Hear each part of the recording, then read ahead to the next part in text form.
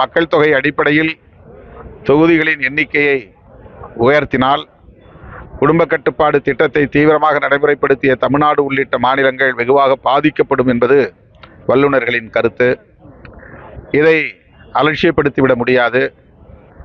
ஆகவே இந்திய ஒன்றிய அரசு இந்த கருத்தை கவனத்திலே கொண்டு இந்த கலந்தாய்வு கூட்டத்திலே நிறைவேற்றப்பட்டிருக்கிற தீர்மானத்தை பரிசீலிக்க வேண்டும்.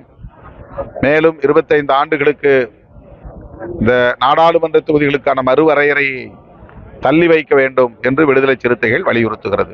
8 மாநில முதலமைச்சர் ஒன்றிணைந்து இந்த கூட்டக்குழு மூலமா ஒரு தீர்வு கிடைக்குமா? கட்டாயமாக இது இந்திய அளவிலே ஒரு தாக்கத்தை ஏற்படுத்தும். இது ஒரு நல்ல முயற்சி.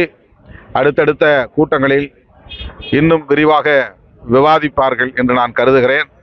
கல்வியை மாநில பட்டியலுக்கு கொண்டு வர வேண்டும் என்பது உட்பட மாநில உரிமைகளை பாதுகாப்பதற்கான கூட்டங்களாகவும் இந்த கூட்டங்கள் எதிர்காலத்திலே பரிணமிக்கும் என்று நம்புகிறேன்.